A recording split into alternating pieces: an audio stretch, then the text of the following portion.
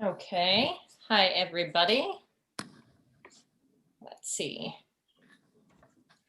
Welcome to our meeting. Today is July 15th and I think we have a quorum. And hello there, Allie. And so if we could go ahead and take roll call, that would be great. And remember to say when you are called upon that you are zooming in from wherever it is that you are zooming in from. So Abby, could you begin? Abby Tykaki, zooming in from East Lansing, Michigan. Awesome. Okay, how about you, Karen? Karen, zooming in from East Lansing, Michigan. Great. Okay, Ben? Benjamin Van Dyke, Wendy, zooming from East Lansing, Michigan. Awesome. Thanks, Ben. Did I freeze? Am I still frozen? No? You're good. No, you're going now. Okay. All right. Sorry about that. Jesse? Yep, here zooming in from East Lansing, Michigan, Ingham County. Awesome. Thank you. And Allie? Oops, sorry, muted. Sorry, I'm trying to change my settings. Allie Ciardo here from zooming in from Northport, Michigan. Oh, cool. All right. Austin? Austin Pabian, zooming in from East Lansing, Michigan. Okay, thank you. Toby? Oh, hang on, Toby, I can't hear you. It doesn't look like you're muted.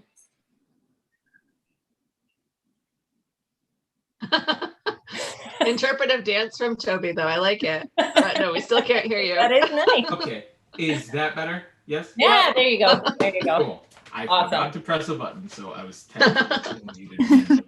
Anyway, I'm zooming in from East Lansing, Michigan. Awesome. Thanks, Toby. And Gabby? There's Toby. Gabby Kindig, zooming in from East Lansing, Michigan, and I'm going to have to be off camera today, but I'll still be here to participate. Awesome. Thanks, Gabby. Appreciate it. Did I get everybody? Wendy, what about you?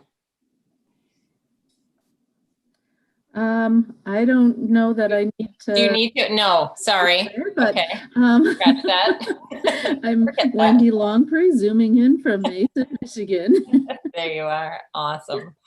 All right. So Heather, am I moving on to approval of the agenda for July 15th? Yep. Justin, can you share the agenda? Thank you. Great. Okay. So did everybody have a chance to look at the agenda? Do we have, and I apologize, are we discussing this or no? We're literally just voting on this, Treasurer. Yep. We just vote to approve the agenda. Yeah.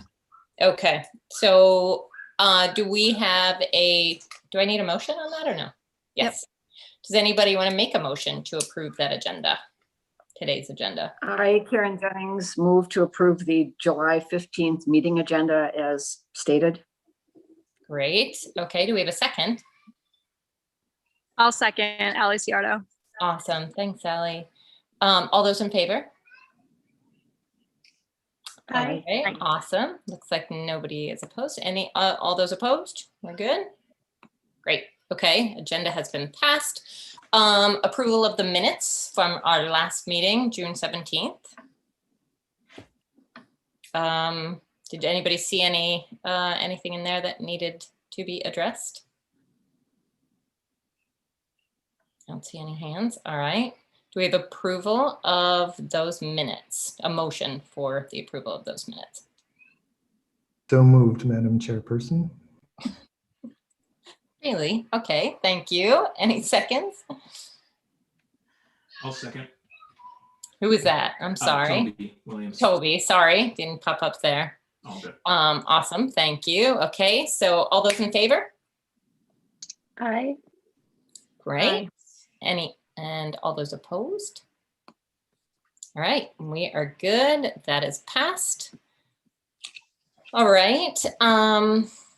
So reports. I have nothing earth-shaking to report, although I will just give a quick blip, which is kind of more giving an update as to what's happening downtown. I don't know if you guys have been down to check out Albert Alfresco, but it looks really, really great.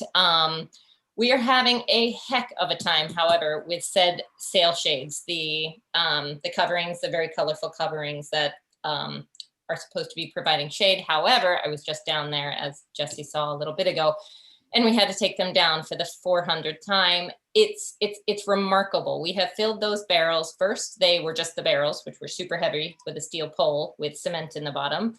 Then it was filling them with water. Then it was filling them with pea gravel. So they are about 800 pounds right now. And still, even with just this little amount of wind, the barrels are wobbling. And we're, Wow. you can't take that chance. So said shades are down. They will go back up, but we are still brainstorming. So if there's any engineers in the bunch, please, I'll be reaching out. But it really is great though. I mean, literally we just had a little game night starting, and there's Jenga and hula hooping and all the things that are down on the ground, like maze and hopscotch and a long jump and a little running track. And there's the big Connect 4. So there's a lot to do. And literally like parents are going, they're sitting in the restaurants, and the kids are eating and then making mad dashes up and down. It's really a great place for the community to gather. So if you haven't been down there, do check it out. Okay, that is all I have to report. Next is Council Liaison. Jesse, you're up. Yeah, absolutely nothing happened at council this week. It was completely unmomentous in every way. Not at all. Yeah. So if anybody hasn't already heard, our seated mayor, Mr. Stevens, has an incredible opportunity to join the Kennedy School at Harvard and finish his master's in public policy. So he will be leaving us 3 months early. And assuming that I don't actually carry through with my threat to end his life, he will begin the next step of his journey, and I will be the mayor for at least 3 months. So that's going to be super great for all of you. Obviously, we're going to paint City Hall a ridiculous color or something. I don't know how I'm going to mark my very brief tenure, but not what I was planning to do with my fall, but that's okay. It's going to be fun. Yeah, so still kind of wrapping my head around that. In terms of just like other things that are happening in the city, the other momentous thing that happened on Tuesday night was we finally passed our policy resolution, which creates the Police Oversight Committee. So that is going to be a seated body of 11 people, hopefully with relevant expertise. We're going to get our application out soon, although I'm reluctant to rush things. Obviously we want to get them seated, and we want to get them, fulfilling the job that we have created them to do, which is looking into police complaints. And then also they do have kind of a secondary task of just kind of analyzing police data and looking for patterns of, that could be troubling indicators, and offering recommendations in terms of how we could do things better, which is, always appreciated. So I don't want to rush getting them seated. We want to make sure that especially our initial body of people out of the gate is, professional and relevantly experienced, so that we can just kind of basically prove to the surrounding communities that I know are watching us and watching this progress that it works, and that they should do it as well. So we're going to, proceed steadily, but also deliberately in selecting the first 11 people to sit on that board. But it is a very exciting step. It is the end of a very long process. We had an initial proposal for a police oversight committee before I was seated on council. It was a much more, it was like a half page, basically saying that, they would look at body camera footage and let everybody know if they saw anything that was bad. This is a much more substantial document. I think the resolution is close to 20 pages long. They have their own budget. They have full independence from the police department. A lot of other just really exciting possibilities there to have real meaningful oversight. So anyway, long process, incredibly important step. Very excited to see what happens after this. So I think that was the other real big thing that happened at council. there's not anything, usually I give you kind of a development report. We don't, oh, that's not true, actually. We did. We had the groundbreaking for MSUFCU. Yep. So that is also the end of a long process and an exciting step. So, office, we've been wanting an anchoring office user downtown for quite a while. I think, as you guys are probably aware, if you are year-round residents, it gets pretty vacant downtown during the summer, although not this year because of our great placemaking team on Albert Avenue. And it's really difficult for the businesses to weather that. We have a lot of food service businesses that are really based on serving, the full student population in terms of size and overhead. And so compensating for that 3-month dip in the summer where we just don't have the people in town has always been very stressful for our business environment. So one of the ways that we're really hoping to improve that is to get year-round users downtown. So anchor, the Newman Lofts development with 55 and up housing, which are obviously going to be year-round residents. Encouraging and supporting office users and day users downtown with business is another part of that. So that's really exciting. Obviously, any type of building during the pandemic has been kind of a big question mark, and especially with and construction costs just skyrocketing and all of the questions around labor and everything. It was really we knew that they were still interested, but I'm just incredibly relieved to have that step accomplished, that they are fully committing to starting to build that building, because that's going to be pretty awesome. So I've also, we had the big sewer upgrade on Evergreen that was quite disruptive. It was a big engineering project. There was not enough drop right there in the sewer to actually have the water, water flows downhill, right? So we didn't have enough of a hill. So we actually had to raise the grade a little bit, which made that much more exciting for the surrounding property owners. And we ended up vacating the end of that seat and really the street rather, and changing the course of Evergreen Avenue right there at the end. So I don't know if you've had a chance to come down and check it out, but it really is actually a much nicer, I feel like. I mean, partially it's nice because it's new and it's fresh and it's clean, but there was kind of a confusing mishmash of parking lots over there. I agree with you more. Like, to me now, it feels like Valley Court all of a sudden got way closer to the city. Yeah, like in my head, Valley Court was kind of like, it's one block. It's literally one block. Yep. So there's much less of the surface parking down there. So we created a little kind of circle drive for People's Church for their drop-off area. So that took up a little bit of that parking, and then the route changed to Albert and Evergreen where they intersect took up a little bit of parking. So we lost some parking spaces, but if you have a chance to just go walk down there, you'll see it's just an incredible improvement just in navigability, walkability, just, street feel. It's great. So really excited about that. Seems weird to say that I'm excited about a sewer, but I'm excited about it. But yeah, so I think those are the big things that I have on my mind. I guess Wendy, we can kind of mention that the art space cohort is kind of inching forward a little bit. We do have another meeting of that group of the steering committee, I think next week. Next Thursday. The real work of that group is really going to be done in September, when I'll be mayor, coincidentally, which is still just the weirdest thing that's happened to me lately. And a lot is going to happen quite quickly. Their executive committee from Art Space is going to be in town for about 4 days.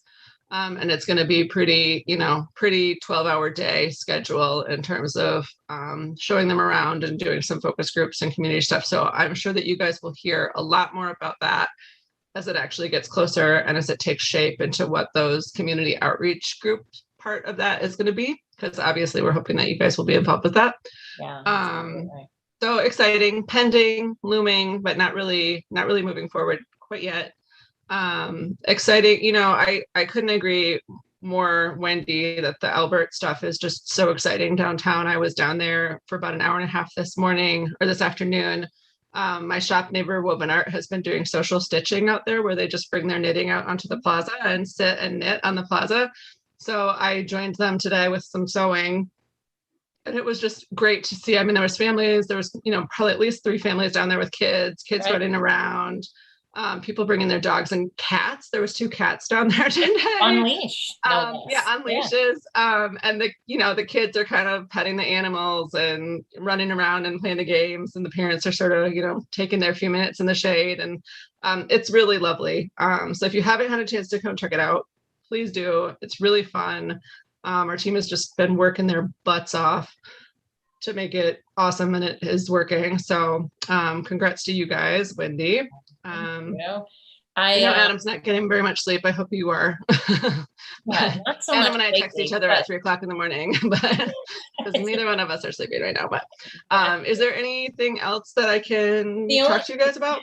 The only other thing that I was going to add is I've heard some feedback. So I don't know if you guys have noticed, there's stickers on the infrastructure down there that people can zap their phones right to a QR code that then they can fill out a survey that says like, hey, how do you guys feel about this? Is this something you want to see more of? Is this something you would like to see less of? Et cetera, et cetera. And trying to gauge the community's response. It has been unbelievably, overwhelmingly positive. There have been a couple of comments on cleaning the infrastructure, and that's legit. We're trying to figure out whose responsibility that is.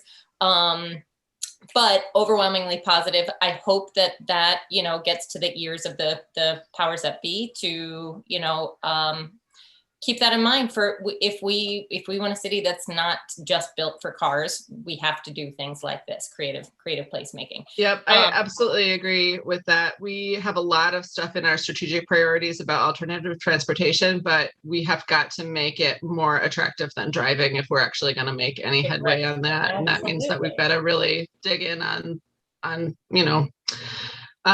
pedestrian navigability, bike, and all of that stuff. So it's not enough to just say that we want to do it. We've got to actually, commit to it. So there's also, and the other comment, constructive criticism, I think that it is heard, but I don't know that the message is getting out, is a lot of people are saying, the city is focusing solely on that area, on Albert Al Fresco. And then what about all the other businesses? And I just wanted to address that in case anybody has said that to you all. The city we absolutely have taken into account that there are different areas that we're trying to activate. The reason why that place works so well is with the parking. No parking is lost aside from the little bit of street parking, but everybody still has access to the parking garages. There is also no sidewalk. I don't know if you've noticed, there's no sidewalk in front of Newman Lofts and Barrio and Jolly Pumpkin, which makes it way more walkable and friendly to pedestrians. But there are other things going in, I'm sure you've been down to Campbell's. There's the barrels and the tables down there. We're also having 2 parklets made, which will sit down at Division. Oh, that was the other thing. The Broad, the first partnership with the Broad, we had 8 pieces printed off that were fan favorites from the Kresge, now the permanent collection of the Broad, down at Division Street. And it really, really looks great. It's like a totally reclaimed space. When it used to be dusty, but just like these, 8 million bike racks, which I never saw a bike there, which was a bit bizarre, and some kind of dusty benches. But now it's like literally you see people sitting there all the time. And they've got lights. Didn't know if you saw lights all down. They go on from 6 to 12. So it's kind of a cool place if you want to be outside and enjoying the weather, but not in the thick of things down in Albert Al Fresco. It's a nice place to sit. And it's only going to get nicer because with these 2 parklets are going to be out there taking up parking spaces. And it's additional seating, super creative, cool seating. And that's going to be finished right at the end of July. So that is one last thing. Allie, did you have something to? Yeah, just a quick note. I really loved the Saturday morning yoga it's every Saturday in July. I went to that. So I highly encourage everyone. So 9 a.m. And also, Jesse, I know it's only approved through August 15th, or did it get approved longer, or does it look like it's going to get No, approved? it's August 15th. And unfortunately, I think that's really as long as we can extend it, even though it's been really great, just because the move-in traffic is really The thing heavy. to be reckoned with, right? Yeah. And so getting, 10,000 people moved into East Lansing in those last 2 weeks of August without having that through street on Albert, we just kind of figured we could not do it. So the Alfresco part will close down in August 15th unless there's some miracle, but I really just don't see it happening. But the other downtown placemaking efforts are going to continue, and some of that Alfresco infrastructure will probably be moved. Yep. So we'll have to open it back up to traffic, but that doesn't mean that we're gonna just stop. So Yes. yeah. Okay. So that was a lot. Does anybody have any questions for Jesse, Ben? What's up, Ben? Hey, congratulations, by the way. Thanks. Great job. I just want to jump back to something you said early on, and I don't want to take up a lot of time with this, but I'm really curious to learn more about what type of person what type of person the city is looking for to fill the spots on the police oversight committee. Yeah, I think we're still making those designations. It's probably the closest thing that we've done to talk about it is just looking back at the application for the study committee for the oversight committee. And in that case, we were really looking for, and I think specifically in the oversight committee too, people with diverse backgrounds and people who belong to those classes of people that tend to have negative interactions with the police. So that's usually means racial, but also class. And then also we had a lot of criminal justice professor type people on the study committee. So, and found that input was actually very helpful. So we do have we had some people in that committee that were former law enforcement. We are very cognizant of the fact that we do not want to have obviously actively serving law enforcement on the oversight committee because we need to have that true separation from the police department. But having people that have a high level of literacy in law is probably going to be important as well, just because they're going to be reviewing case documents and things like that. So making sure that it's representational of our community, making sure that it's representational of the people that our police department polices, which might mean opening it up to at least a few non-residents. That's going to be a big question mark. But we know through our own study that our police tends to interact with a lot of non-residents. A lot of our traffic stops are non-residents. So that's going to be part of the discussion. So I don't know if that's clear enough to answer your question. We just passed it, so now we have to figure out how to staff it. So yeah, no, it sounds great. I appreciate that. If there's anything I can do, let me know. Yeah, I'm curious of all feedback from all quarters. So I would be delighted to get your impression of it. Yeah, I'd be happy to. It's really interesting to me. It is. It's it's interesting. We get a lot of pressure from our community, and rightly so, to move forward, steadily and progressively in these changes to make everything more equitable, which obviously I am very much in support of. But what I didn't really realize until I had sat in on some other meetings that involved people from other communities is that because East Lansing has a really unique opportunity right now in that we have a police department that is actually fairly on board with the idea that we are going to change the way that we're policing. We're getting a little bit of pushback, but really shockingly little, I would say, from our department in terms of asking them to do things differently. And I think partially that's because we have a very young department. So, a lot of our officers are actually 30 and younger. Actually, a lot of them are younger. And so they're very recently trained. And I think that they received their police training during a time when it was kind of obvious that things were changing. And so there's a little bit less resistance there. But we really are being watched by the surrounding communities. I know Meridian Township is paying attention to what we're doing. And so a lot of the changes that we're implementing, it's really important to me that we do it correctly because we need to, kind of proof of concept, like we are the proof of concept for our local area here. And if we can show that it is working and that it's increasing community safety, that it's increasing, even increasing like job satisfaction amongst our police department is an important part of this to me as well. I want them to feel that they're having a positive community impact because they definitely are feeling attacked right now. Then I do think that we'll see some of these things adopted in the surrounding community. So the care and deliberation that we're showing to it, I think is well considered, since we're being we're the test market, I guess, for some of these changes. So it's exciting. It's exciting to be part of a team that's pretty united in the school. Yeah, thanks for that. I appreciate it. Yeah. It's Toby, really good work. Oh, sorry, Ben. Didn't mean to cut you off. You're good. Toby, I think you had your hand up. Yeah. I would just like to underscore what Ben was saying, because that's a really important project too. So I'm glad to hear that that's moving forward.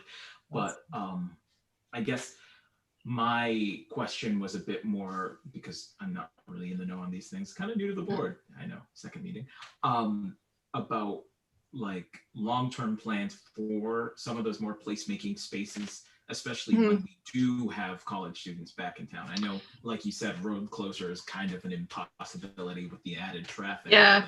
Like, where can we be creative then? Yep, I was joking with somebody this afternoon, actually. Adam Cummins, who's really the staff member that's taken the lead on all of that stuff, he joined us in June. So he joined post-pandemic, and he has not been through like a regular football season. And he takes it so personally when people break his stuff. And I just, I'm sympathetic, obviously, but I also kind of want to just, pat him on the back and say like, oh, sweetie, So almost everything that we've put down there is very portable. So we've put it together into kind of a consistent infrastructure, but it's all individual pieces, and it can all be moved and it can all be stored. So some of the stuff that's more weather specific is just going to be put in storage until it's, nice weather again and we're able to put it out. Other things that can be utilized in other areas will be moved, and we'll kind of test things out. Wendy, where you mentioned the Campbell's Alley, I was just down there last night for dinner, and it looked like the whole kitchen staff from the Rice Kitchen had brought one of the hot pots out, and they were like cooking their dinner like right on one of the picnic tables, and I was just like, it was awesome. So we really are working to find little pockets to create nice places to be downtown, even if it's not the big plaza by Albert.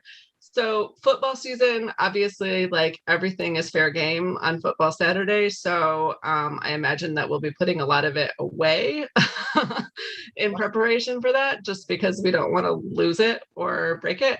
But it's all mobile and it's all movable. So we're going to keep kind of experimenting and seeing where it works and where, so. Yeah. Good. All right. Anybody else have anything for Jesse? Abby. More of a tag on comment to the last discussion there and Toby's question. I also know that there have been some talks with like the Department of Theater, and maybe you're a music guy, that there's a lot of spaces downtown that we could maybe populate with some performances. And yep, so that has recently become part of the. Yeah. Yep. Nope. I think it sounds like somebody from the Wharton walked around downtown with Adam last week and kind of just brainstormed spaces. That was Department of Theater. Wharton. Department of Theater. Okay. And yeah, so we've had a couple of events with Wharton, and they've been great. They've been free events. One was an early childhood music class. Another was a dance party. It was literally 97 degrees during the dance party. It was like melt your face off. So maybe revisit that one again at a nicer time. But there are events like that happening, and we're looking to try and utilize like pop-up spaces for pop-up theater events, and to possibly use spaces that have gone vacant during the pandemic. Insurance can be an issue there, but also thinking about Scene Metro Space, Art Lab, and outside venues as well while we still have nice weather. So yeah, that's all in the works. But I think one of the main goals is to reach across Grand River and utilize some of the resources. I mean, it's a gold mine of resources across Grand River. And so, and I think truly it goes both ways. East Lansing has venues that MSU does not. So I think it really, if they expand their repertoire and somehow cast the net for the community, all of their, they'll have more people in the seats watching their performances and attending their events. So I think it's a win-win for both, and it's just a matter of getting these relationships off the ground. I also met with the director of the MSU Museum, who's also in the director of the Science Gallery of Detroit, Devin Ackman, and trying to get something going with him as well, doing some sort of collaboration. So a lot of things are in the works. I think it's an exciting time for sure. Yeah. Abby. All right, so are we good? Can we move on to our commissioners? We just had a lot of commissioners chit-chatting, but is there Yeah, anything? I'm gonna turn my camera off so I can eat my dinner without you guys having to watch me too, but I'm gonna stick with you. Okay, awesome, thank you. Heather, is there anything else prior to commissioners? Karen, or?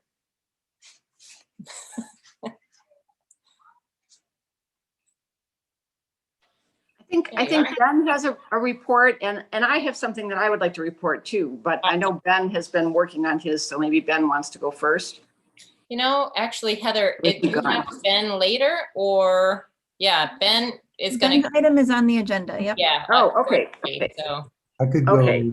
I could go quickly if that helps. Well, since your item is on the agenda, Ben, I would prefer to wait for that, especially because we have Wendy here, a guest for another item. Okay. Yeah, of course.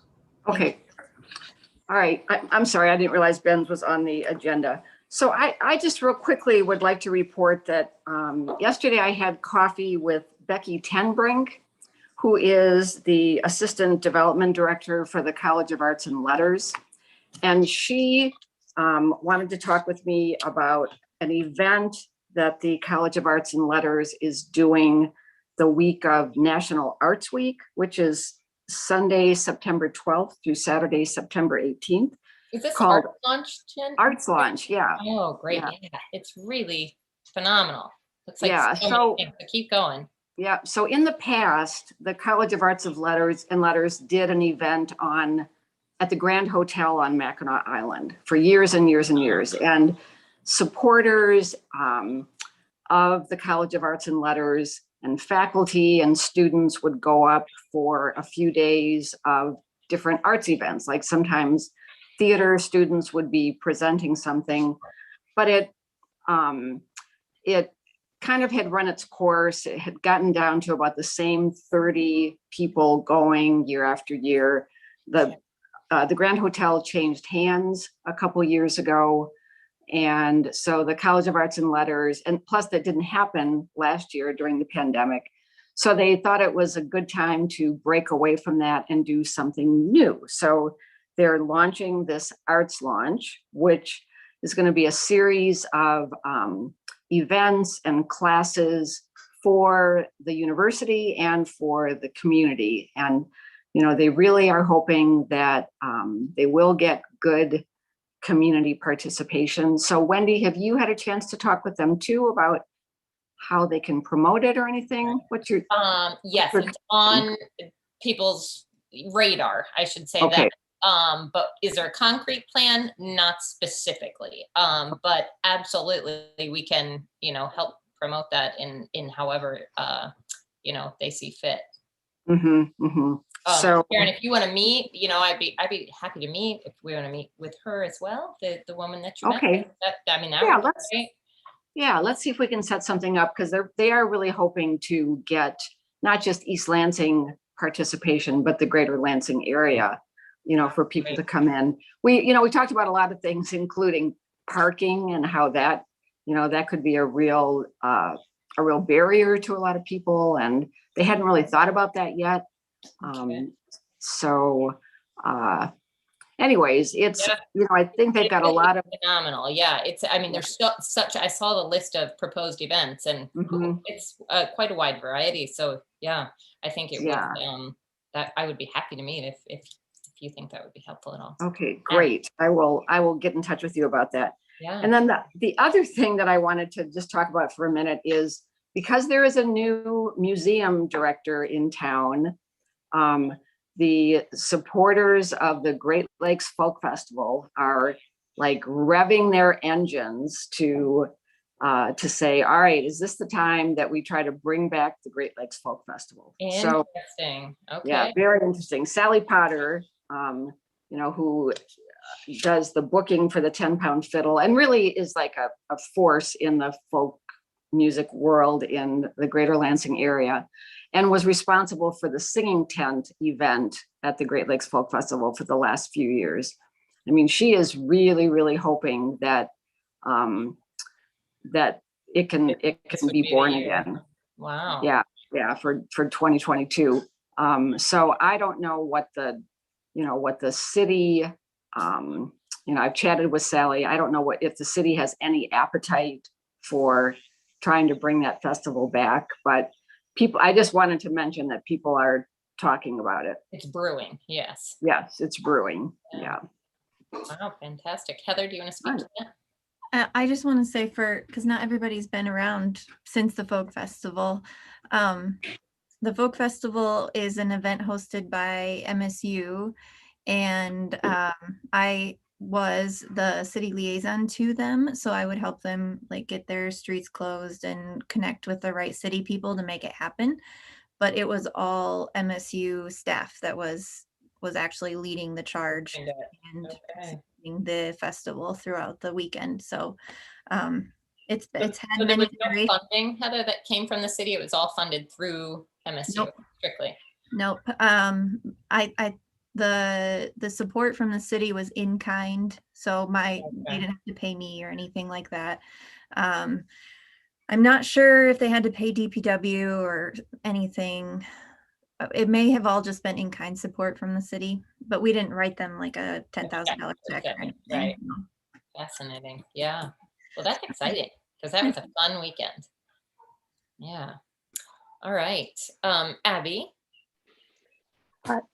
Two quick things. One is regarding Arts Launch. Excuse me.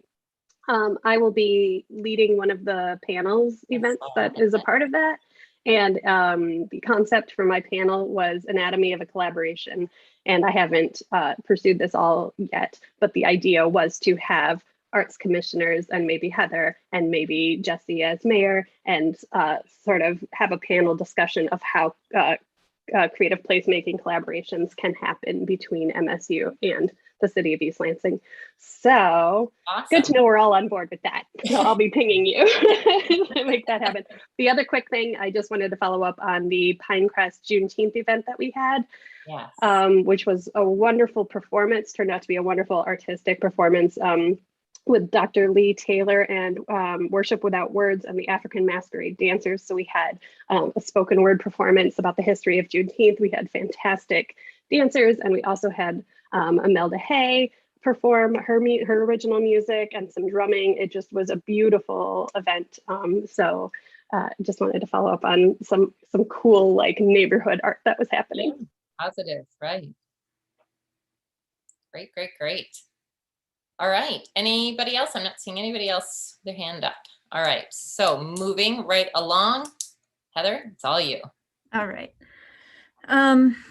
So before I move into the Cultural Arts Grant reports, I want to let you know that the Art Festival is moving forward. We've got our performance lineup is listed on the website.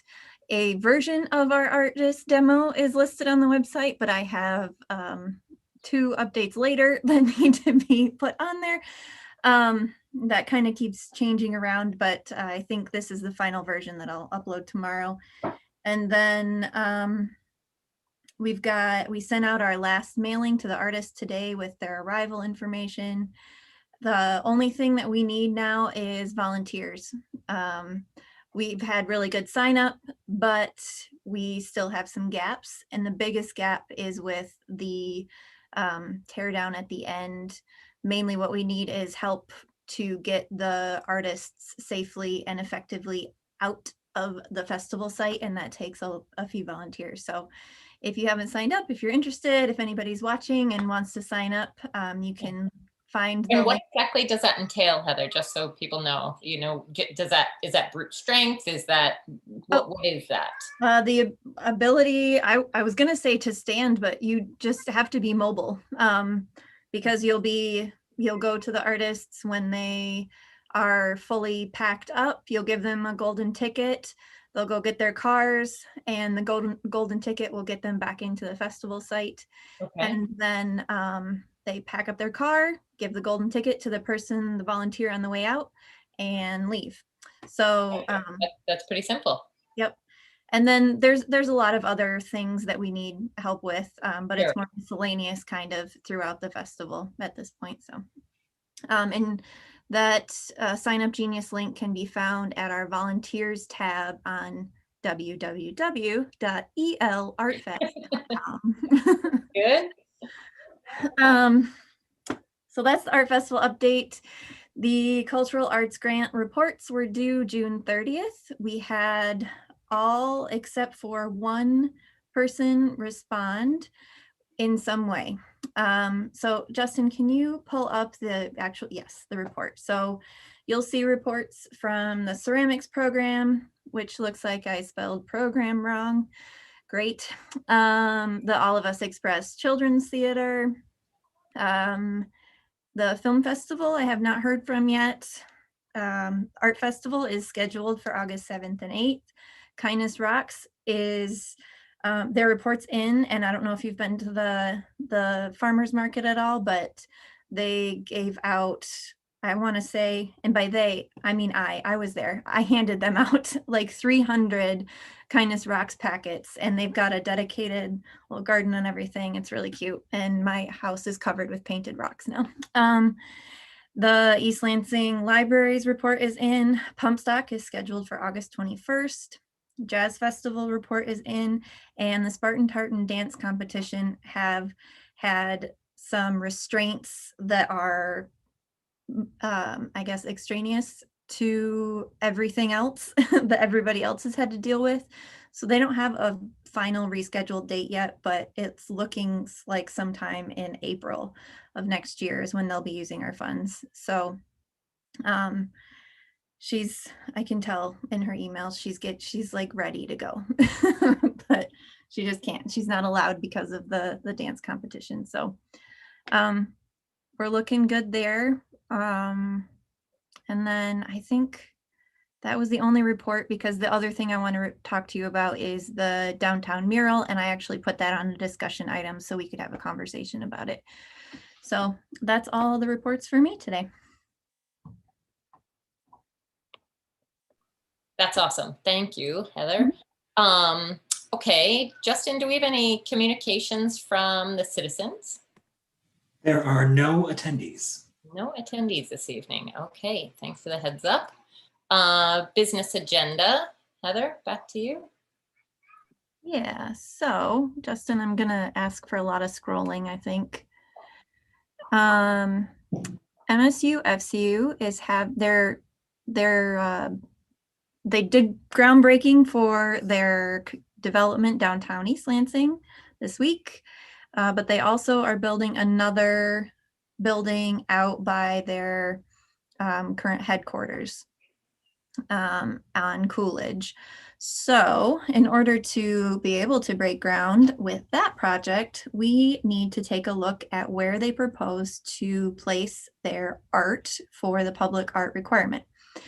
They want to do a sculpture, and there's a long letter in there that they've detailed everything, but in summary, they would like to install a sculpture through a kind of competitive RFP process, and it will be installed near a trail. Can you scroll down? I think they included a map, or I included a map. There we go. So there's Coolidge Road, and you can't see where my finger is pointing at it. But the star is where they want to put the art. And then I think my computer's a touch screen and I keep trying to move it. Anyway, so yeah, the star is where the art's going to be. You'll see, I don't know if you've ever been out to the headquarters area, but they have a paved nature trail throughout their property for their employees, but it also hooks up to the sidewalk system for East Lansing and is completely accessible for the community to visit. And that's kind of where that trail shows. And I think, is that it? There should maybe one more page. Yeah. So the art will be a little ways away from the actual building, but can you go back just a little bit higher? There. So the tan is where their building is, but there's the parking area, and then the art will be over there, kind of between the headquarters and then this new branch. So what you need to do today is take a look at the site and determine if you think that it qualifies as public art in this location. And if so, then you can approve it. And of course, you can ask any questions. I will do my best to answer them. So go for it. Does anybody have any questions for Heather regarding the MSUFCU? No. Can you just clarify, you said that it's on their private property, but it's a trail that's just for employees, but it hooks up to public? Like, would it be, or can the public reasonably use the trail all the way over there? Oh yeah, so it's not just for employees, it's for employees and the public. It's like a perk of being an employee to know about it, but it's very accessible by the public. I actually, when I used to live in East Lansing, it's one of the nicer nature areas before White Park had a paved trail through it. So it's like peaceful and quiet. There's a pond and some different like evergreen forest kind of areas. So yes, it's very accessible to the public. My spouse and neighbors go running up there frequently.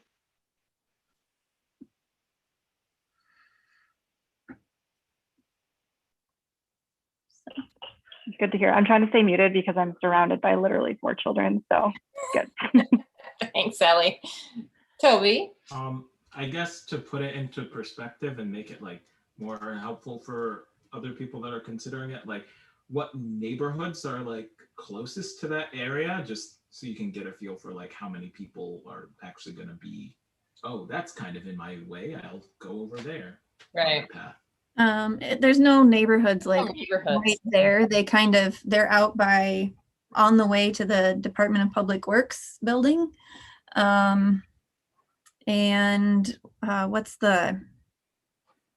it's like Abbott, all the apartments down Abbott Road. I can't remember the name of them, but there's like that little shopping mall past Chandler? Chandler's Crossing. Yeah. Chandler's Crossing is probably the closest. Yeah, I think that one's probably the closest. And the sidewalk is newly connected there all the way out that way too. So I will say, as someone who banks with MSUFCU, I'm out there fairly frequently. Are you? And there's also a lot of land that's for sale out there. So there's a lot of potential development that can happen in that area in the future. mhm. Okay. I was wondering because I was thinking it was that space, and so just trying to contextualize it. So thank you. Sure. So Heather, are we looking for a motion to approve this now? Yes, so if you would like to. There is a suggested motion on the actual agenda. Great. Does anybody want to lay claim to that treasure? Can you go back to the first page? Like the agenda, Justin? Not the memo? Oh, okay. All right. Awesome. Thanks, Justin. So Wendy, it's Karen. I will make the proposal I move to approve the proposed location of the sculpture for the 3775 Coolidge Road MSUFCU's branch project in partial fulfillment of their Ordinance 1339 art requirement. Thank you, Karen. I have a question really quick. Partial, Heather? Are they doing, I missed that the first time. Yep, I can fill you in, but if to you have move a up. second and then we can Yeah. just, yep. Exactly. Do we have a second on Karen's motion? I'll second Ally Ciardo. Thanks, Sally. Okay. Sorry, Heather. Thank you. Yeah, so partial, this is just the site approval. They'll have to come back with their actual art. Okay, So I got you. the site approval gets them the ability to apply for their building certificate. I think that's the right term, but to allow them to build. To build in the first And then before they can get their certificate of occupancy, their art has to be approved by us and installed. Okay. Yep. And they're planning on getting it approved by us by the end of the year this year. Okay. Because they're moving around the corner. Yeah. Yeah. So we'll see them again in a couple months. Great. Okay. So does anybody else have any questions, or can we go ahead and vote on this? We're good. All right. All those in favor of approving this motion, say aye. Aye. Aye. Awesome. Opposed? We're good. All right. Thanks. Thank you, everyone. Okay, and now we're moving to business agenda 4.2, choose a sustainable future. And Heather, are you going to start us off, or is Wendy jumping in here? How are we? I think Wendy's just gonna go for it. Take the floor. All right. I shared the questions that the commission had with her, and I think she's ready for you. Right, great. Thanks, Wendy. And thank you for coming to the meeting to give us the lowdown, because we had a lot of questions, and I think whatever, light you can shed on all the above would be wonderful and helpful. Super. Thank you. Justin, would you be able to share your screen with me, or allow me to share my screen for a few moments? Do you need something in the agenda packet or something different? I have something on my laptop to share. It's not in the agenda packet.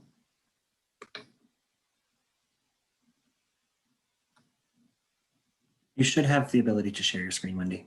Super, thank you. Let's see.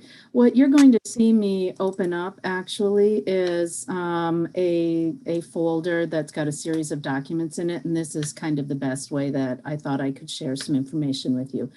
Heather shared with me that a lot of your questions were surrounding the art selection panel, the process that was followed for this particular sculpture, and how you were seeing this again, and questions along those lines.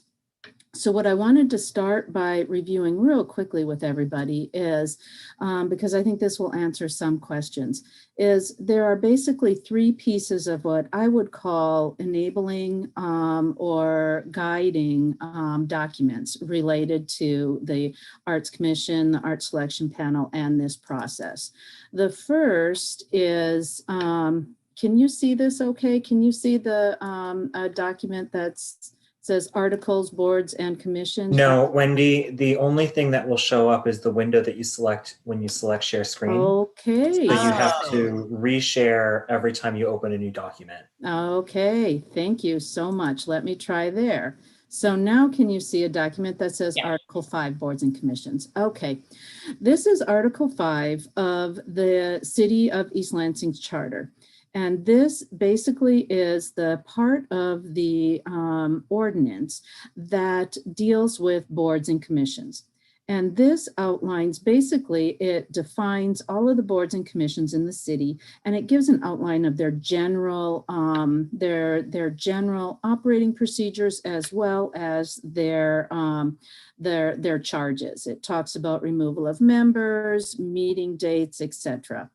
In here is where there is basic information about the Arts Commission. So I'm going to scroll down to that right away, because there's a few things that I want to share with you, and I think I may have even shot past it just now. Boards and commissions.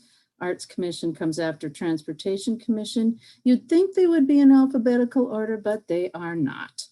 So first, this talks about the duties of the Art Commission. It says how that they'll advise City Council on matters pertaining to arts. They'll be responsible for promoting arts in the community, responsible for implementing the public art program to provide for the acquisition, placement, and display of works of art, and responsible for reviewing all public art that accompany developers' site plan applications under Section 50-34, which is the Percent for Art Ordinance. So as an Art Commission, you've got responsibilities not only for the Percent for Art Ordinance, but also for review and approval of the general city's public art program and some other art-related tasks. So that's a key thing there. You also are responsible for reviewing any proposed donated work of art that is proposed to comply with section 50-38. So when it talks about reviewing proposed donated work, it relates to donations under the public art program. So one of the things is, this is not real clear on how to handle donations of public art just in the general public art and in the general art program. It deals with as related to the percent for art ordinance. And so this is an area where there is a little bit of ambiguity, and we'll talk about how that can be clarified here in a minute. This ordinance also talks about the public art fund itself, where the monies come from, and then private funding of public art. So a couple of different ways that the public art fund is established and funded. And then it gives some definitions. It talks about what public art is. A lot of this here is directly from the percent for art ordinance, but this is different than the percent for art ordinance. So they're two separate pieces of legislature. It talks a little bit about approving art and some other things. Then it talks about responsibilities of the public art program. The Art Commission shall prepare, adopt, and amend the city and with the City Council's approval, a plan and guidelines to carry out the art program. You will recommend the purchase of works of art to the City Council. Now, this is, again, this is outside of the percent for art program. This is the general public art program of the city. And this is, you know, when you purchase individual pieces of art directly, the Greetings mural, the sculpture in Valley Court Park, all of those are part of the general public art program. They are funded using the percent for art program, but the general public art program is bigger than the percent for art program. And so there's a couple of different layers in here of things that you want to be looking at. This also talks about the art selection panel and process. Members of the art selection panel shall be appointed in the same member as members of the Art Commission, which is by City Council. The art selection panel shall recommend artists or works of art to the Art Commission. And the panel shall consist of 5 members. Not all have to be citizens of East Lansing. And then members of the art selection panel shall serve for different terms. This is the only place where the art selection panel is mentioned in the ordinances. So there isn't a lot of clarity as to the makeup of the art selection panel, the relationship between the selection panel and the Art Commission. But the one thing that is fairly clear is that little further down, well, there's another place in here where it pretty clearly states that the Art Commission does not have to approve or accept the recommendation of the art selection panel. So the reason this was set up the way it is historically the art selection panel was intended to be made up of working artists, people who are either professional artists or working artists or who have an art background. And the Art Commission was broader and meant to encompass not, you know, people who had an interest and in art, but not necessarily artists themselves. Now, we have gotten away from that in recent years. And the reason for that is for a while, we were having a real difficulty finding people to sit on the art selection panel. So without that panel, this key step was missing in the process for the public art program. The public art program says that the selection panel will recommend artists or works of art to the Art Commission.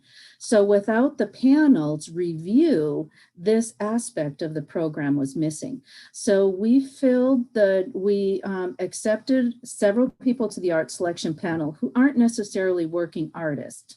So there currently is some overlap between the art selection Selection Panel and the Art Commission. And so I think that was brought up by the commissioners, and you're absolutely correct. And that has developed in recent years. But it is pretty clearly stated, and I can't find it in the exact location right now, that the Art Commission does not have to accept the recommendation of the Art Selection Panel, but the Art Selection Panel does play a key role in this process. But it is the Art Commission that is the determining body. So this is one piece of legislature that relates to you. Another piece is the public art program itself. And I am going to see if I've got this down now, Justin, or if I'm going to need you to give me instruction again. So do you see Ordinance 1339? Yes. Okay. This is the public art ordinance. This is quite long as well. There is a lot of things that is in this ordinance that we've already reviewed. But the key thing that you want to be aware of with this ordinance is not only are portions of it included in Article 5, boards and commissions, which I've just reviewed with you, there are also sections of this that are in the zoning code. Now, the zoning code is a legally binding code, and that is where it's so important for you to review and approve the site plans for the various developments, because it's in the zoning code that you'll do that. And so this ordinance is located in two different areas of the city enabling legislation. So I'm not going to go through and review this. I think you guys probably know this particular document inside and out. Now, to go back to the role of the Art Selection Panel and the Art Commission, one other document that is available to you as the Art Commission is you have some guidelines on how the public art program is administered. These were adopted in June of 2011. Several years ago, we talked with our city attorney about this because we had some questions about the procedure we were following for the greetings tour mural. And what our attorney said is, if you have guidelines that you have adopted, you need to follow those. In these guidelines, it talks about how what art selection panel members should do, how donations are handled, what the Public Art Commission public arts process should be, etc. Now, these are probably outdated since 2011. A lot has changed. But because these exist, you should follow them, or if you should not choose not to follow them, then you should take action indicating why you are not going to follow them. Now, this talks about how any donation needs to go to the Art Selection Panel first and then to the Art Commission. We didn't do that with the Cunningham sculpture the first time around, and that's my responsibility. When I talked with Heather about the Cunningham sculpture, we took it directly to you. We gave you no suggestions for how to handle that. And we did not remind you of this policy and procedure. So that was an error on our part. And so I apologize for that.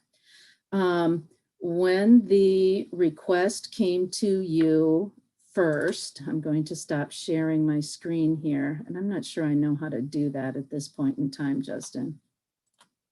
Do I just X out of it? Okay. Wendy, can I ask a question? When you say first, do you mean last meeting or do you mean the meeting several months ago? Okay. The meeting before the pandemic, when you looked at this sculpture, you had a discussion and you said, we will accept it, but we will accept it and then we want to auction it off for money to donate to the Public Art Fund.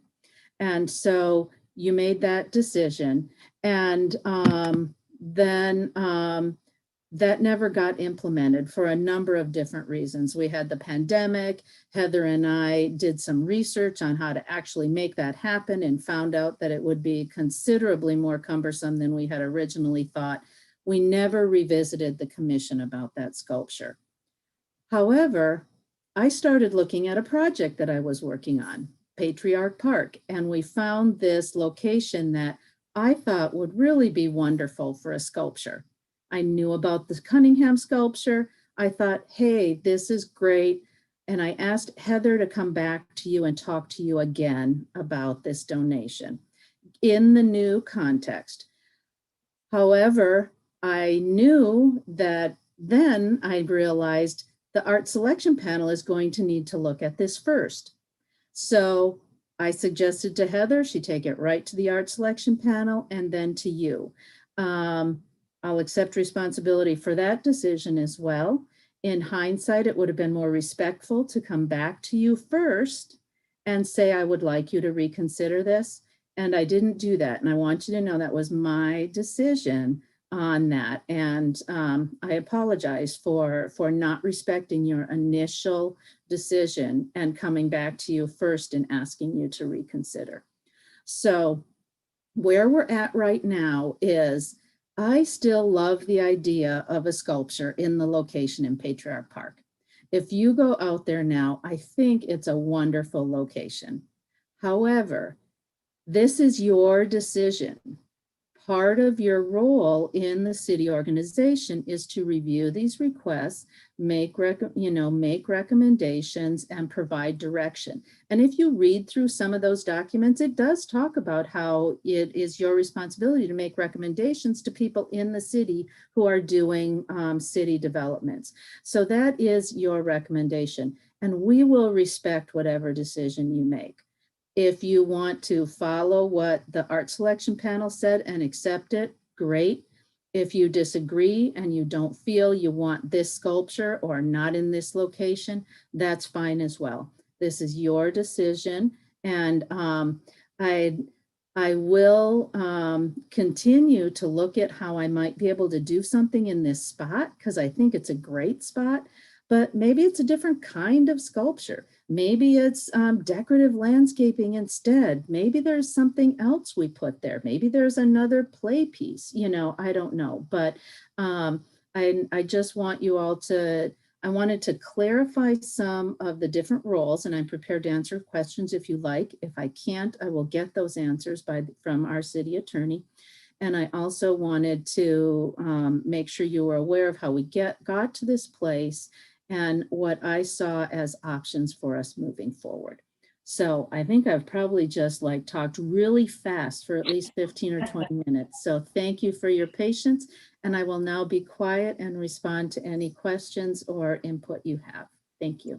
Wendy, I really, really appreciate you going through all of that, though. That was very thorough and absolutely what we needed. Because I think in addition to this particular sculpture, this is going to crop up again. And unless we know the exact course that we should be following, I think then we're going to run into who's on first and, you know, another situation like this. So I really appreciate you doing that research and bringing that to the forefront. Anyone? Karen? Yeah, please. Okay, I too would like to thank you, Wendy, for that thorough explanation. You know, I was on the commission when this donation was presented to the Arts Commission, and it was I think a thorough and thoughtful and lively discussion that was had by the commission. And there were several points that were raised. You know, one, I think the biggest point that was raised was we already have pieces from this artist in the community. So the biggest concern from just accepting it was that we're trying to be more mindful of diversity and equity in our purchase and selection of art for the community, and that by even if with the donation of accepting another piece by an artist, that we already have pieces in the community, that we didn't think that that was a good idea. And the idea was broached of, well, if we accepted the donation, could we auction it off for the money? And you mentioned that, Wendy. My memory is that if we couldn't do that, then we did not want to accept the piece. That's what I remember from that meeting. That's my memory as well, Karen. You too, Wendy. Okay, so I think we're still in the same spot, where it's a beautiful piece. He does beautiful work, but we already have his work in the community. So knowing what the order of who should be recommending is valuable information for us. But I think that we have visited the donation of this piece at a previous meeting and made a decision. And I'll go off mic again. Thank you for listening. Thanks, Karen. Ben? Karen just said a lot of the same things I was thinking as well. I think the accepting the, oh my gosh, is it Cunningham? I don't know why I can't get that to stick in my head. Accepting this sculpture is wildly problematic in my brain. And we can go step by step in why I think that is the case, if you like. But let me see if I can do this from memory, because Wendy, while you were speaking, I thought of a whole lot of things. And one of the primary reasons why this makes me uncomfortable is because the process seems to be fragile. And maybe a better word than fragile is decayed. Ooh, cute child. I saw it. If this document, hi. We have a cute kid intermission. If this document that you just shared from 2011, and the way that you explained it was that it's outdated, and if we wanted to deviate from the document, we can with justification, that's a 10-year-old document. So if that's the case, and we've got an issue where there's some big picture stuff at play, then we've got bigger problems, and at the very least should be postponing this conversation about actually committing to another Cunningham. Is it Cunningham? See, it does not stick. We should be postponing a commitment to another Cunningham sculpture in East Lansing, and it's not just the money, right? And although it's being donated, it's not free per se. It does involve, an investment, and that money. And we could talk about where that money should or could be used, but you start to, if the city of East Lansing is starting to collect a number of sculptures from one person, that becomes representational, right? Then there's an emergence of a representation of a single person, and that person is of a certain type, is that style is representational, that person's background is representational, race, class, gender, those are all representational things at play in this decision. And that's something we should be taking very serious, we should be taking very seriously. And so, if we're going to vote on, if we were to vote on this right now, I would absolutely vote no.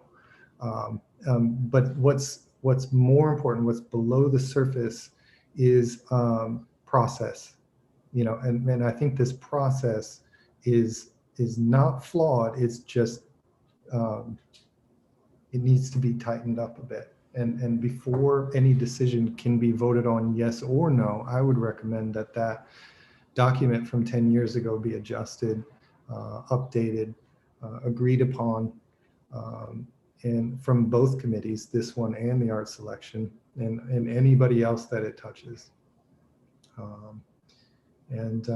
So that the process in which we do these things is in fact robust and respectful, And speaking of respect, respect is not something that this committee is seeing from the Art Selection Committee. In particular, one person on that committee who has shown great deal of disrespect to the people on this committee, which I find to be absolutely unacceptable. And so if that can't be sorted out, then do nothing else. I think I'll leave it there. Okay, thanks, Ben. Abby? Thank you, Wendy, for coming to review all of this. And as I'm looking at the binder that you gave me when I joined the Arts Commission, like at the top of public arts guidelines, I wrote needs updating just based on our conversation that we had. Like I wrote it, it's right there, needs updating.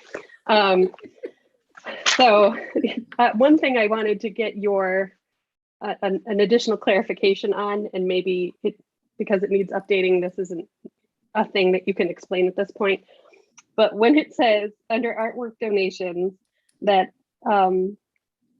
it comes to the Arts Commission for initial review, then goes to the art selection panel for recommendation, I assume. But initial review would just be us sort of being like, oh, okay, this is a thing that's going to be going through the process. It wouldn't be something for us to make a decision on right then and there, right? Yes, that's how I interpret that as well. And so basically that's your opportunity to say, do we think this has value to even go through the review process? And then if the answer is yes, then it goes to the art selection panel for their review and recommendation. Then it would come back to you for acceptance of the recommendation or denial of the recommendation. If you accept it, then it goes to City Council for City Council to take action. That's generally how that process would work. So you bring the request comes to you, and then you make the decision on whether to move it forward in the process. Okay. So would it be a situation where, for instance, if we were all cognizant of the process and had been following it in the initial conversation, would it still go to the art selection panel, but with the knowledge that the commission had reviewed it and said, you know, we're not interested, or does it stop there? And initially, if this process had been followed, the request would have come to you, and you would have said, you would have looked at it and said, you know, yes, we want to consider this. No, we don't. And then moved on from there. My understanding is that you went through a thorough review of it and had some extensive discussion and made a decision without getting input from the art selection panel. So I think you could go either way with it. You could have that discussion up front and then refer it to the panel with sending them that information on your discussion and saying, this was our discussion, however, we want your input before final decision. So you could have, that could have happened as well. I think what happened initially is there should have been input from the art selection panel before a final decision was made. And then this second time, it probably, if I had come to you initially, you would have just said no and kicked it out and it would have been over and done with. And it wouldn't have gone back to the selection panel. You would have told me, no, we talked about this, we made a decision, that's it. The decision stands. So I think we fell down on both ends of it. And I'm saying we as staff, in terms of our recommendation to you, we should have been more clear with you on what that process was. Okay, I appreciate that. Thank you. I wanted to, though, mention additionally that I believe in our initial conversation, it was, here's a piece to be donated, but it didn't yet have a home. And so that was another discussion bullet point of like, okay, we accept this donation, where are we going to put it? So in that regard, this is new. It's saying right here, this specific spot in Patriarch Park. And I did want to at least mention that I appreciate, like, I still think it's a gorgeous piece of art. And I appreciate the idea that there's going to be a solar park as well in Patriarch Park. Is that correct? And that there is a Cunningham sculpture and the other solar park. And I kind of do like the idea of having those as identifiers for where the city of East Lansing is like embracing solar parks and sustainable futures and that sort of stuff. And so I appreciate the thought behind it. And at this point, I'm just not sure where I stand on it. I'd love to hear from other commissioners. Anyone else want to chime in?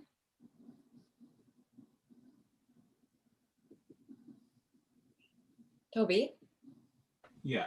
I'm kind of caught between that too. It's just we want to strike a balance, like Ben was saying. The signifier is important, and so if we have just one instance of a Cunningham piece at a solar park is okay. Those two things coincided. Two is like, I'm beginning to see a pattern here, and so we want to be cognizant of, if we're going to have to make this sort of decision again, do we want to continue featuring different artists, or are we okay with letting that it's these two instances in which the two coincide happen? And currently I'm at unsure as to whether or not it would be an issue, but I guess I would be more on the side of featuring a different artist, just so we can make a habit of variety, even though those two things are kind of opposite each other. Well said, Toby. Yeah, I guess I felt we had a very robust discussion in our last meeting, the original meeting. I will go back to Megan Holland's point that one of our jobs as commissioners is to curate the art that comes into the city. And I don't want to set a precedent where, even though this is a donation, it's a significant amount of money. If you look at other things on our, on our list, for instance, the Street Ghosts, that's $2,000, and I happen to think it is an incredibly dynamic project that is thought-provoking, interactive, etc. Now, that piece, it is a temporary exhibition, Street Ghosts, right? But at $2,000, we could fund so many pieces. So I guess my feeling is that at this point, if I had to vote, I would vote negative. But I also want to be very sensitive to the fact that this artist has done a beautiful job on this piece, and I don't want any hard feelings because he's restoring the L5, and I feel indebted to him that he has done all the research to go. He is absolutely leaving no stone unturned on that piece, and so I don't want any ill will that we don't want his piece. But I guess I do feel like if East Lansing, if we are being true to some of our goals with diversity, equity, and inclusion, then I would say I think we should abide by that and follow through on having other artists. So that's my piece. Does anybody else want to chime in? And actually, let me ask this, Heather, and Wendy, what is our goal right now? What are we hoping to have a motion to approve or deny? This motion that you have here, Heather, the suggested motion, are we voting on that motion, or do we even?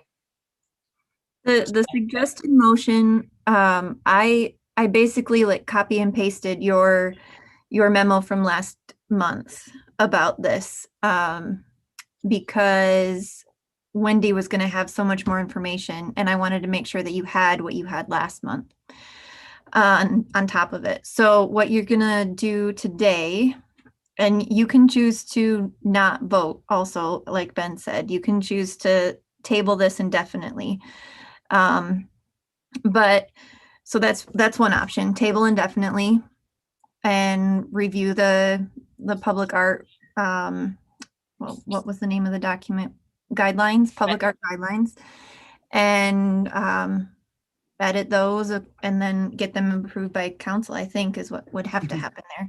And then bring this back to vote on, or you can choose to vote to accept or not accept the art tonight.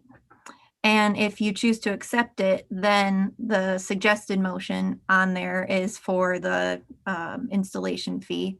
But if you choose not to accept it, then that suggested motion is a moot point. So you have a couple options. One of the things you could do too, if you choose not to accept it, sort of keeping in mind Chair Sylvester Rowan and Commissioner Van Dyke, keeping in mind your comments, you could expand your motion and say, you know, the motion is to you know, respectfully decline the proposed donation, acknowledging the you know, work and talent of the artist, but you know, rejecting it because we are committed towards, I loved the words of you know, the artwork and the sculptures become representational. You are committed to artwork that is representational of all those in East Lansing. And so you're looking for a diversity of art, a diversity of artists, a wide range of styles of art. And I think if you did reject this there's a way to do that respectfully and to let the artist know that you're appreciative of the thought, you really respect his talent and his artwork. However, you are working towards a more diverse and representational, you know, collection. And I don't know how it, you know, I think that's a good way to coach that. Okay. I think that's really well said, Wendy, and I couldn't agree more. Appreciate that. Okay, so does anybody feel comfortable? Oh, well, are we done our discussion? Do we feel comfortable bringing this to a motion, whatever that motion may be? Yeah. Okay, does anybody want to make a particular motion? Do we want to vote on this suggested motion, or where are we in the scheme of things? While you're thinking, I just have one question, a favor to ask of you. Please. Since maybe this vote is not going to be unanimous, if you could, when you do vote, keep your hand raised until I give you the go ahead, because I gotta take. Yeah, I hear you. Okay. Karen. Okay, I would move that we respectfully decline the generous donation of Mr. Cunningham in an effort to continue to broaden our public art collection to be more varied and inclusive and representative of our community. And we thank him sincerely from the bottom of our hearts for his generosity. Nicely done, Karen. Thank you. I'll second that. Okay, all those in favor of Karen's motion? Aye. Aye. Well, that's unanimous, you guys. There we go. All right. But Wendy, sincerely, thank you for all the time that you put into this and for helping us to stretch and grow. And I think that we do need to do a little work on a 10-year-old document. Yep. Yeah. Thank you. Agreed. And sometimes it takes something like this to bring that to light, right? So, but I do appreciate all of your digging, because that was, I'm sure that took a fair bit of time to try and come up with, you know, A to Z. So thank you again for your time. Thank you, Wendy. And Absolutely. Anytime. And like I said, I do, you know, apologize for sort of how this situation developed, but it sounds like that the closure is something that is comfortable with everybody. And I think this is a wonderful communication with Mr. Cunningham. So that, thank you so much for being so thoughtful about that. Thank you. Karen? I have one more thought. I mean, there are so many solar parks that are going up around the greater Lansing area. And, you know, there may be another spot outside of East Lansing for this beautiful sculpture. That's You a know. good thought, Karen. Yeah, just a thought to share with him. Absolutely. Okay, Heather, are we moving on to 4.3? Really quick before you move on, I'm going to make myself a note to put this on the October agenda. Just kind of a preliminary, the public art guideline. Okay. And we'll touch base before that, but September is going to be a big meeting with you reviewing your cultural art grant application. Yeah. So I'm gonna take that off your plate. Perfect. Well done. and kind of start thinking about it in October. Just wanted to. Yeah. And speaking of busy meetings, let me ask you this. It is 7 p.m. I want to be cognizant of our time. How do you think we're doing in getting, we've got 2 more items. The Science Gallery, Street Ghosts, as well as the mural update. Do you think we're fine time-wise, or do we need to add on any time, or? My update could take 5 minutes for the Okay. mural, so Ben can have the rest. Okay, there you go. I feel like we are all pretty well versed on the Science Gallery project, but you know, let's see how things go. I just want to be cognizant of the time in our closed captioning. So, okay, Heather, are we good to start then with the Science Gallery? Great. Okay. So Ben, do you want to take it from here and just kind of give a rundown so everybody's on the same page with Street Ghosts? Sure. Okay, so and I'll make this brief in consideration of time. I also am running out of time quickly here. So here's how this went. So you know, this committee has discussed this project with Science Gallery already back in April. I think is when it first came to our attention. Science Gallery Detroit, which is part of Michigan State University, proposed that in their most recent exhibition that goes up in September or opens in September, one particular project proposed by an artist named Paolo Sierra. Yeah. How'd you say that? Sierra. Yeah. Like that. I think so. I hope so. Yeah. No, I think you're right. Yeah. Italian artist who is proposing a fairly ambitious project that will transcend the gallery walls and not necessarily in a traditional way. This project will live on the sides of buildings and in an interesting ways. The project itself, we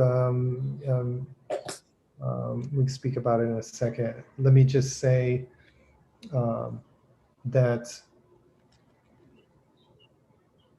I lost my train of thought.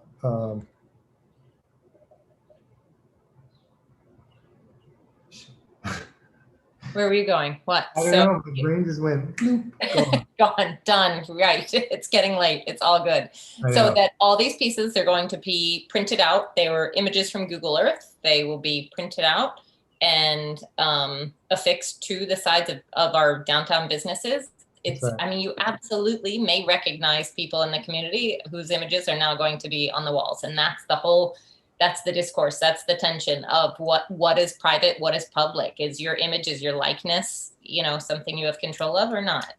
Yeah. So sorry, Ben, keep going. No, that's fine. I appreciate it. Yeah, thanks for getting me back on track. The project itself is brilliant in my opinion and in my experience in the art world. I think it's really smart. It also fits in, you know, like into non-traditional projects that I'm really into. I think this one is both timely and important. It also brings in this artist from Italy, although he won't be traveling to the United States to support it. The project will, you know, be a part of this very kind of prestigious exhibition that's been put forward by the Science Gallery. It also marks an opportunity for the city of East Lansing to collaborate with Science Gallery and the Michigan State University. And so that's That's a win. This is a very unusual project. It's very well thought out, and the artist himself is an established artist who has done projects like this all over the world.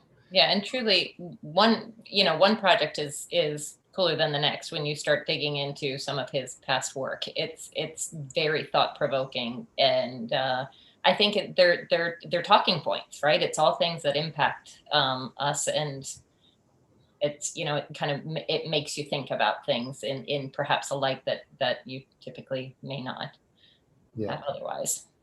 This is absolutely the type of work that I would love to see the city of East Lansing embrace. He's asking for $2,000, which is a drop in the bucket, especially since considering what's, the return on that investment. That money will pay for the artist fee, and a bargain at twice the price. All right. Anybody have any questions? Allie? Hi, sorry if it gets loud again. I'm on like a family hang up north now. It's a little loud in here. So I know we're looking at Google Street View where faces are often blurred out. Are faces going to be visible? What's the status? I don't remember that from. What's that? Blurred out. Okay. Yeah. Just offering, can I give kind of my own opinion on the project from what I read when you sent it out? Now it's out there where we can talk about it, right? We can share. Okay. I know everyone loved it, but I kind of find it problematic because as a photographer who deals with like likeness and model release and just people having like body issues, a lot of women in particular have a lot of issues with their bodies and don't like their images to be shared in certain ways. I've had women come to me really upset even over their own wedding images because they didn't find a certain angle flattering, and it's really kind of traumatic for them to see themselves in that way. And having experienced that, I think the idea is interesting because it's proving a point that like, what is privacy? What is the right for our image to be displayed? But instead of it like countering that, I feel like it kind of just takes it further. Like we find a problem, but then we just like do the same thing to people to show that it's a problem. And I get that that is a really interesting way to do it. But based on my previous experiences, especially with women and body image issues, I have seen people get really upset about their images getting shared, even when they sign a model release for me to use them. So while rare, it's been traumatic enough for people that I don't think I can support this project. Wow. Okay. Thank you, Allie. That's an interesting perspective. I appreciate you bringing that forward. Anyone else have anything that they want to throw in the pot? Abby? I'll say the more that I learn about the work of Science Gallery Detroit, the more I love it and want to know more. I was excited by like thinking of a project like this that has been in Dublin, London, Venice, Melbourne, Rotterdam, Atlanta, and East Lansing, Michigan. Kind of cool. I had not considered what Allie just mentioned, and I think that's a really important consideration. I love temporary exhibits like this that are out there to force the public to consider these things. But that's a very valid concern. As someone who has been that client that Allie has had to deal with. Yeah. So it's an interesting conundrum because it's very much like what exactly the art is addressing. Yeah. But is it helpful or is it harmful? Totally. I think Allie brings up a really interesting point, and I respect that perspective. And I appreciate your perspective too, Abby. I'm just looking for the document itself. I mean, this project is specifically about, surveillance, observational perspectives and representation. So it actually generates this conversation that is generating now between us in real time is literally the conversation it is intended to create. So Wendy, do you have the artist proposal or even the spelling of his last name? I can't seem to get it right. Yeah, Cirio. Justin, I think I included something in the agenda. Yes, I believe you did. And the images are at the end of the document. Mhm.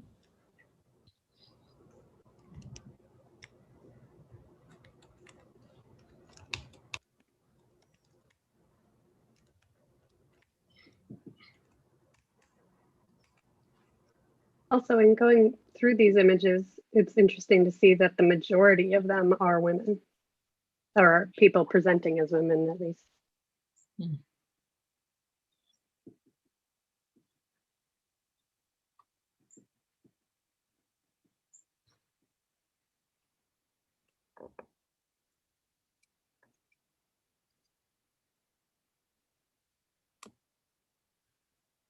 Anybody have anything that they, in seeing these images, Barbara? Yeah, I just want to say,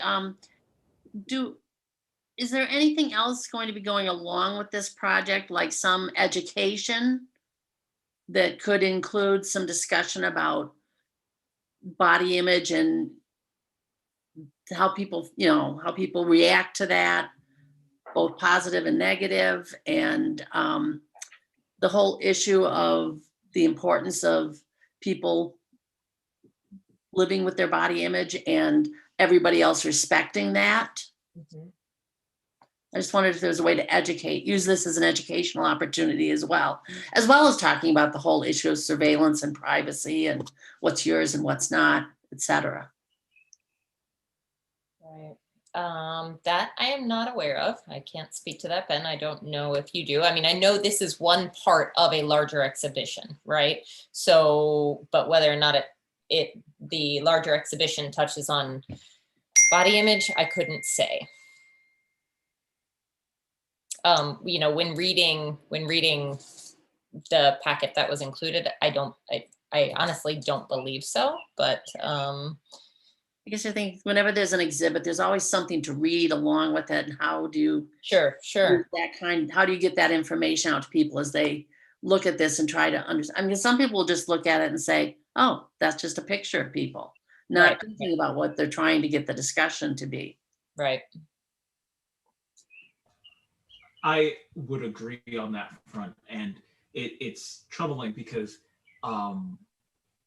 the question of how much of our security, how much of our data do we just give away without even a second thought is really, it's not even just image, it's like our personal information, our financial information, all that stuff.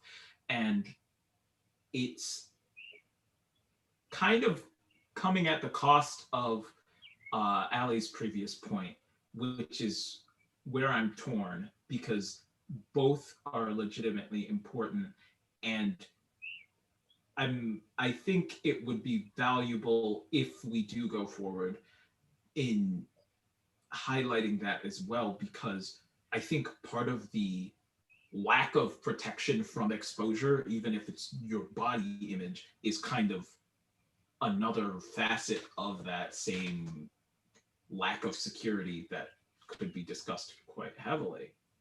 I'm not sure how we can incorporate that in a way that is respectful of those who wouldn't want to be presented in this way, but it's something to consider. Thanks, Toby. You're right. Let me just add for context, the decision we're about to make is not whether or not the project goes forward, because it is. It's happening.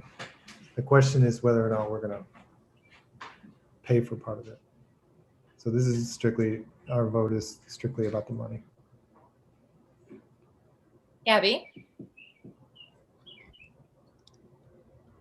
So personally, I think intellectually, it's a very interesting project. I think it makes a really powerful statement, and I think it's a really fascinating concept.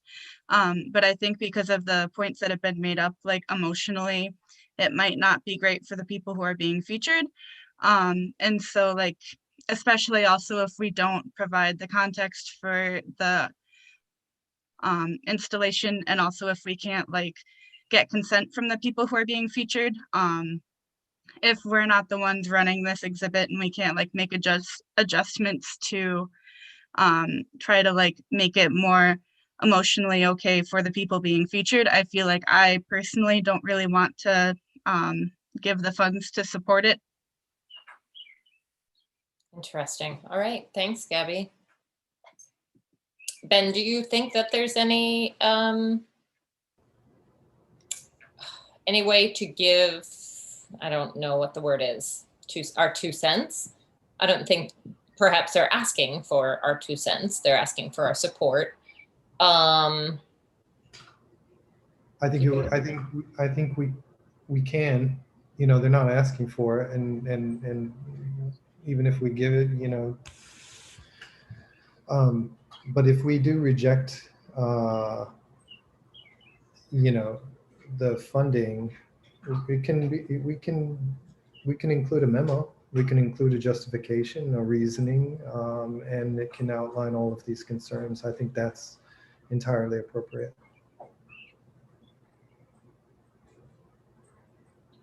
Karen, are you raising your hand? Or well, I am, and I'm trying to get off mute. So I really appreciate the depth of this discussion that we're having right now. And I'm feeling, I have to admit, I'm feeling uncomfortable with this discussion. And I think that that's what public art challenges us to do, is to think and to get out of our comfort zone and feel the tension and talk with people. So in that respect, I'm very intrigued by this this installation and would like to be supportive of it, because I think this is what public art strives to be, and I appreciate that. But I also am very respectful and mindful of all the points that have been brought up in this discussion. Thank you. Yeah, ditto, Karen, ditto. Yeah, I appreciate that, Karen, too. I think that's well said. You know, I think this is biopolitics, and it's which is an incredibly complex issue. And you know, good public art does this, right? Good public art brings these issues to the table, and yeah, it is uncomfortable. And I, you know, I still agree completely that a lot of the concerns that are being brought up are completely legitimate, and I respect those perspectives. This is a project that lives in this tradition of commentary, social commentary, political commentary. In this case, it's biopolitical commentary, but it sits in this tradition of informing and inspiring conversation and debate by on a particular topic, by using that topic to start that conversation. So this project is about privacy, and we're having a conversation right now about privacy. Boom, it worked. It's already a success. It's not even up on those walls, right? So this will potentially generate more and more and more, right? And these projects that he's done in other parts of the world have been successful in that very way. And so it fits right into that tradition of generating critique and cultural critique. And I think it's, you know, yeah, some of it's uncomfortable for sure, but it is productive, in my opinion. You know, I mean, we're looking at 2 street images right now, but and I haven't seen any of his other work per se, but I also imagine that he could capture joy and excitement and you know, people being caught in a spot in time that they feel great about. So, you know, I think that it could be a very wide net. Going along with that, it's like, is this a proper controlled space in which we can expose this conversation and have it through this medium better than somebody doing this maliciously, taking an image of you in an unflattering light and exposing it to people to vilify you or something like that. It's kind of, I think the artist is trying to create more of a safer space to have this conversation, not necessarily trying to make people feel vulnerable, at least I hope. So, but I'm not sure if that's any consolation to somebody that would feel exposed by being a part of this project. Wow, team, this is something. Good discussion. Where do we stand? Do we have more? Heather, where do we need to do anything with Viatech? It is 7:15. So Justin actually has to leave right at 7:30. Okay. Because he has to go start the Moonlight movies. Right. Sorry, Justin. Yeah. So he set it up so that I can just turn everything off. But yeah, we won't have like, I won't be able to share my screen and talk to you. So. Okay, that's okay. But bottom line is, let's continue, keep on keeping on. And but at this stage of the game, we need to make a move one way or the other, because this is going up in September. We don't have a chance to revisit this, right? Because we're not meeting in August. So this is our decision time. A lot of really good points were brought up.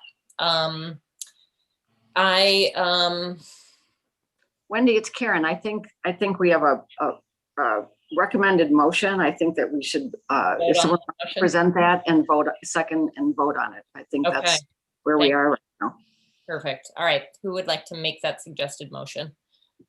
So I'll do it. I move to approve the artist fee of $2,000 to be paid from the Public Art Fund to Paolo Ciaro for his installation of Street Ghosts in East Lansing, Michigan. Great. Thank you, Karen. Do we have a second? I'll second. Great. Okay. So now we're up to a vote. All those in favor say aye. Could Justin stop sharing screen before we vote? Yes, please.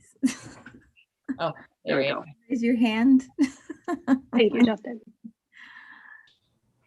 Okay, so are we all set? So all those in favor say aye in approving this motion. Aye. Aye. Aye. Okay, so that's, okay, I got it. All those opposed? Aye. Got it. Okay. Thank you. Thank you. I really appreciate that discussion. I sometimes discussions are uncomfortable, but that's how we learn, that's how we grow. And so I really appreciate the perspectives that were brought forward. These meetings get boring if everything's unanimous. Right? No, for real. And we don't grow that way. Barbara, please. Can we, in our response, to making this motion, can we ask that the university, whoever, consider doing some kind of educational opportunity to help people understand what the purpose of art is, that it's not just somebody snapping pictures and putting them on a wall. Mm-hmm. I think that's a really good point. And I also think that, when you speak with Devin, sharing with him some of the perspectives that were brought forward, because I think that only would help the artist in moving forward to make more thought-provoking art in the future. Yeah, right. I absolutely count on it, and I will carry this message with care and accuracy. Let me just also say, Ali, that I really appreciate you speaking up on this, and those are considerations that I didn't really consider. Or think of, excuse me, and I really respect you for bringing that up, and I appreciate it. Yeah, thanks for listening. I know I kind of pushed the meeting a little longer, but thank you. No, that's great. And it was necessary, and I appreciate everyone that supported the project, and I know the Science Gallery will as well. Will also be very grateful for the support. So I've got to step off. Good. Thanks, everybody. This was really interesting. Thanks, Ben. Appreciate it. I'll catch up with you tomorrow. Sounds good. Okay, we are moving along discussion items. Heather, if you could give us the downtown mural update. Yes, so a little background. We were planning to install the NUBC Okoye mural of Dr. Green in our designated location on the Albert Avenue parking garage, the wall facing east, the top 2 stories and the 4th and 5th story that can be seen from anywhere east of the wall. So we kind of, by we, I mean, I kind of moved forward with that without just assuming that a mural could be put on a wall, right? It turns out it's not that simple. So we were thinking that we would probably have to do a top-down kind of window washing kind of rig to get the artist up there. It turns out that you have to have some pretty intense, say $40,000 worth of stuff to have installed in that brick wall that would hang over, allow for something to safely hang over for someone to stand on and paint from.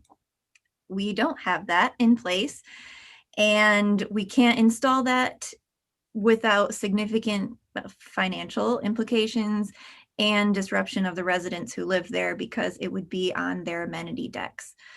So moving on to the next option, let's look at a lift option. And that is not possible because the alley is 11 feet wide, and the lift that we would need to get up to 42 feet is 12 feet wide. So we can't do that. You can't make this up. I mean, honest to Pete. So let's move on to our third option, right? Scaffolding. From a quick Google search, this was not super researched, but from what Google said, 30 feet is the highest that a scaffolding can kind of safely be built. So we are looking at a different wall. And I wanted to first update you on the process of what we've been trying to figure out and why this is taking much longer. But secondly, I wanted to show you this wall. You don't need a formal motion or anything. I just kind of need a, yep, you can go ahead with this. This wall, this brick wall, is over the entrance to the Albert Avenue parking garage. You can see it from Abbott. As soon as you turn down Albert from Abbott, you can see this wall, and you can see it from the alfresco area. So it's very visible. It's definitely a different shape. I showed it to NUBC and he was like, yep, let me just reorganize my mural. I'm ready to go. And I was like, hold up. We haven't approved his contract yet because we need to make sure that the location is correct in the contract. But we also need you to give your kind of sign off to move forward on it. And then the third thing that we need in this location is the sign off for the from the condo association that the garage is a part of. So that's where we are right now. It's not where we wanted to be right now. And then I guess just another quick update about it. We would be looking at earliest September installation if this site goes all the way through. There are some concerns that students will be back and navigating football Saturdays with a lift on the sidewalk, all of that. So if those concerns become like the main thing in this moving forward, we would be looking at spring, like the week after students move out for install. So timeline is still being worked out for sure. But if we can get the location figured out, we can at least get a contract signed for NUBC. So that's where we are. What are your thoughts? I just am dumbfounded. I mean, literally dumbfounded. That wall is screaming, paint me, like with something fantastic and cool. And the fact that we were this close in like so many different ways is just crushing. I'm not giving up hope on that wall. I still feel like maybe somehow, some way in the future, but right, we've got this incredible muralist. We need to use you know, the image that we've determined, you know, have picked. So I mean, that the other wall is absolutely fantastic as well. But it's not as big, it's not as prominent. And so that's a little bit of a disappointment there, but still, you know, a really cool space. Mm-hmm. Can I insert one thing into the discussion? Just one of the things that made me nervous about the original location is that there's always the possibility that that corner building would be redeveloped. And if it adds any height to it, it really would obscure the mural. But this location is as obscured as it's going to get. Even if that College Manor building is built higher, there's a good amount of clearance to keep this visible.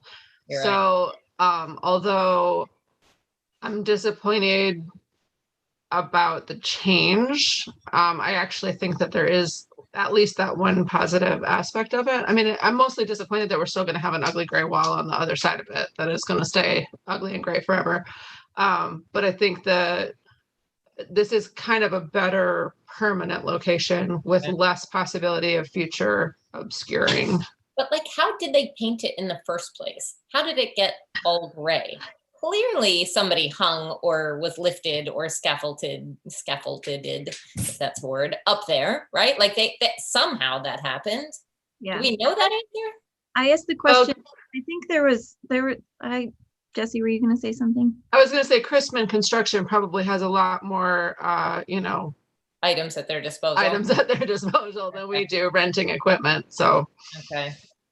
Yeah, Caleb told me, and now I forget, but it was some kind of finagled sort of situation. Okay. And I think, if I could interrupt, I think that wall, it's all one color. And so, you know, they could probably literally spray it with a spray gun from, you know, if there was enough power from, right, you know, right. feet A away. little bit of a different So, deal. yeah, I think it was, I'm with Heather, and I knew we were told how it was done, and I'm not remembering either, but it was some kind of, I think it was actually from the roof of the building across the, you know, alley. I'm not positive though. And perhaps it's a moot point, right? Because if we can't do it now, we can't do it now. Toby, did you have your hand up? Yeah, I was thinking for future use of that wall, you could do like a poster situation, kind of like what the MSU Union has with those giant, like, long, That's something. tabards. Yeah, Wendy had sent us a banner from, was it Detroit? Yeah, it was in Detroit, and there was this huge Apple banner that was completely covering one side, and I was like, hey, what about this? But you still have to figure out how the heck to attach it, you know, attach the banner to the building. So perhaps it's less of an ordeal, but who knows how much something like that costs, how permanent it is. This was an advertisement for Apple, so clearly they're not thinking that's going to be up there for years and years and years. So what's the integrity of the piece? Except, you know, I think that brings up a lot of questions. Yeah, Abby. Totally bummed, but totally okay with the new wall proposal if the artist is okay with it.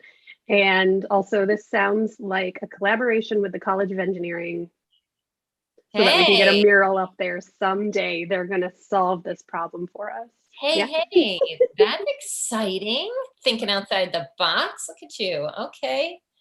Is that enough for a grad project or something? Right? We're full of ideas. All right. So what do you need from us right now? I just need okay with that building? General thumbs up, move forward, talk to the condo association, or thumbs down. I'm over this process, Heather. Oh, please, no. All right. I'm seeing general thumbs up. So that's all I needed. Thank you. All right. I'm going to moving forward. We've just got the recap. Bottom line is we approved the agenda in the minutes. We discussed the benefits of Albert al fresco and what was happening downtown. Jessie being our new mayor, go Jessie. She brought forward the groundbreaking of the MSU building and the police oversight committee. Heather discussed signing up for the East Lansing Art Festival, which is the 7th and 8th of August this year. We then moved on to MSUFCU, and the location for the new artwork was approved. Then Wendy discussed with us all of the ambiguity of the donations, the general art fund, the public art program. And basically the summation is that the Art Commission determines whether or not a project should proceed. If we're even going to entertain the project, then it goes to the art selection panel. They make a recommendation to us. We then have the final say as to whether or not we will accept, we want to accept the art selection panel's recommendations. Moving forward, we then determined that we are respectfully declining the artist Cunningham's donation. Hopefully he will find another spot for his piece. And Street Ghost was approved with the Science Gallery, and the NWBC mural looks like it has a new home on a new building. So that was the rundown. Do we have any other items to discuss? Karen, did you say something? Sorry. Oh, sorry about my dog who's hungry. Are you saying good job with your recap, Wendy? My recap. Thanks. You got it. There you go. All right. Do we have a motion to adjourn? Anyone? We don't need one. We don't need one. Forget about it. Okay. See you in September, though. Yes, see you in September, but see you at the art festival first. Art fair, right? Yes. All right. You guys are awesome. Thank you so much, and have a great rest of your summer.